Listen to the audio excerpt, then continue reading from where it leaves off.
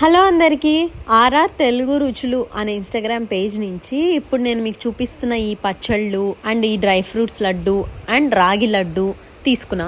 ఇవి పొద్దునొచ్చి సాయంత్రానికే లడ్డులు కథం పట్టించేశారు మా పిల్లలు. అంత టేస్టీగా ఉన్నాయి, అంతకు మించి హెల్త్ కూడా.